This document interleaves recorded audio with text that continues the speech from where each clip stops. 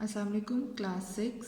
मैं उम्मीद करती हूँ कि आप सब खैरियत से होंगे। आज हम उर्दू अलिफ़ की कहानी रोशन चिराग पढ़ने जा रहे हैं, जो कि एक आप बीती है।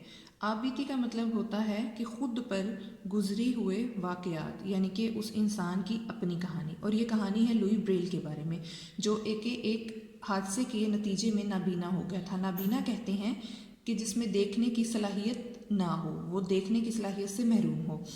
इसी तरह इस कहानी में ये बयान किया गया है कि अल्लाह ताला जो है अगर किसी को किसी नेमत से महरूम रखता है तो उसके बदले में उसको कोई दूसरी सलाहियतें और नेमतें ज़रूर अता करता है, जिससे ना वो सिर्फ खुद फ़ायदा हासिल करता है बल्कि उसके इर्द गिर्द के लोग भी उससे फ़ायदा हासिल करते हैं।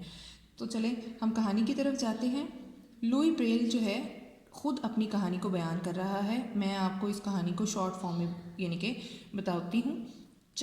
लुई ब्रेल जो है वो 4 जनवरी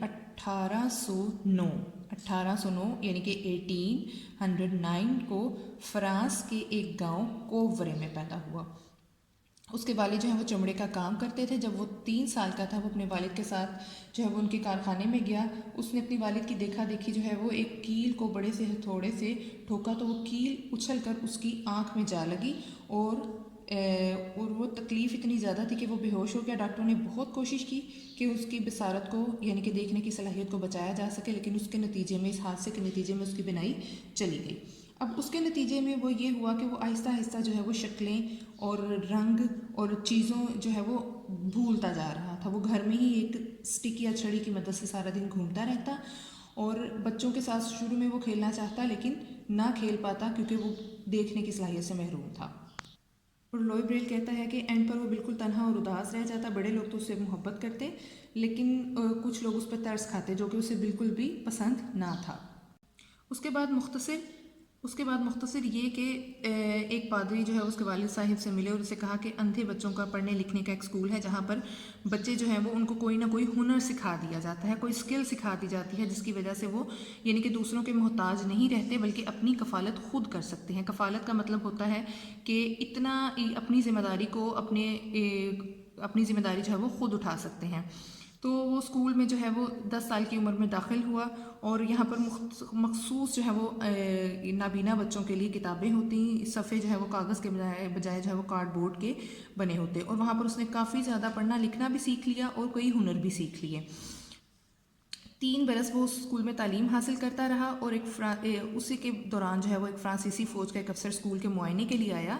तो उसने वहाँ पर मौजूद लोगों को एक ऐसा तरीका बताया कि जब फ़ौज अपने फ़राइज़ यानी कि अपने काम में मगन होती है, अपने काम अंजाम दे रहे होते हैं, तो एक दूसरे को पैगामात भेजते हैं और जिन जगहों पर अंधेरा होता है तो वो उन सिपाही जो है वो उन जगहों पर उन पैगामात को छू कर यानी कि फ़ील करके जो है पैगामात जो है वो मौसूल करते हैं और इसी तरह वो भेजते हैं।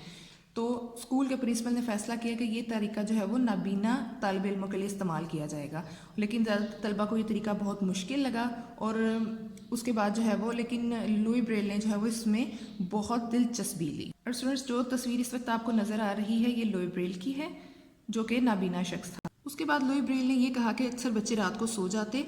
चूँकि लुई ब्रेल को इस तरीका तदरीस में, इस तरीके में बहुत ज़्यादा दिलचस्पी थी, तो वो कहता है कि मैं दिन रात जो है वो इस मुश्किल और सब्र आज़मा काम में जो है वो इसमें यानी कि डॉट्स की मदद से पढ़ने के तरीके को मश्क करता रहता और गौतम, जो कि उसका उसी स्कूल में एक दोस्त था, वो भी उसकी मदद करता और उसकी हौसला अफजाई करता।